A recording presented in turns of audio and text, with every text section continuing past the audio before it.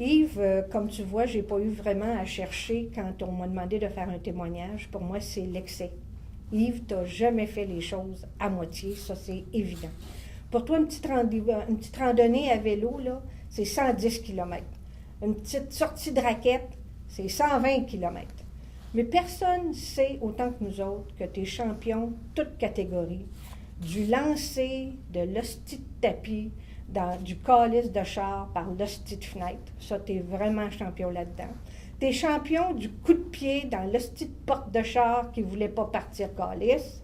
Ça a toujours été comme ça. Mais vous savez, vous avez eu une mise en garde avant que ça débute ce témoignage-là. Ça s'adresse à un public averti. Mais à Reboul, la tradition, Yves, de la chaise du chialeux au bout de la table, ben c'est toi qui nous l'as donné, puis c'est toi qui l'as entretenu. Quand, à Reboul, l'équipe, on s'est toujours partagé beaucoup de souvenirs, beaucoup d'histoires, parents, enfants, conjoints. Mais Yves, quand tu parlais de tes frères, là, on avait l'impression d'entendre les frères Dalton.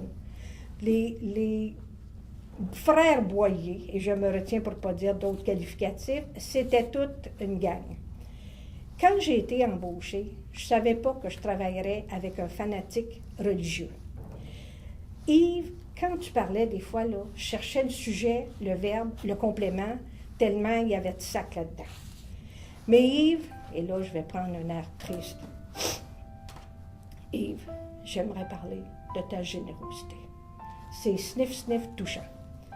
Le défi des têtes rasées, des courses de vélo pour une bonne cause, le thé, le chocolat, le trail mix, les dégustations de vin, les granolas qu'on pouvait trouver dans ton bureau. Écoute, c'était ça ta générosité.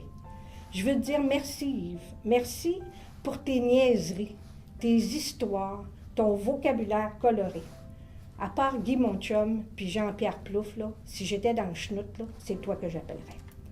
T'es celui aussi à qui je vais toujours vouloir confier les histoires de mon père, les émotions, les souvenirs de nos familles, de nos enfants, de nos conjoints, puis surtout philosopher sur la vie. Yves, à part tes filles, moi bien évidemment, et la gang de Reboul, la plus belle chose qui te soit arrivée, c'est d'avoir rencontré Christine. Comme tu vois, je te souhaite une retraite extrêmement agréable, extrêmement remplie et extrêmement excessive, mon Yves. Alors, au plaisir de se revoir, c'est sûr. Ciao, mon homme. Mon cher Yves, le meilleur endroit pour te souhaiter une belle retraite, c'est certainement ici dans ton bureau. Que de projets, Yves, depuis 1992. Des projets que nous avons gagnés, des projets que nous avons perdus. Que de discussions sur l'avenir de l'Outaouais, sur l'importance de former tous ces adultes. Yves, merci beaucoup pour ton soutien, ton appui indéfectible sur la question financière de la formation continue.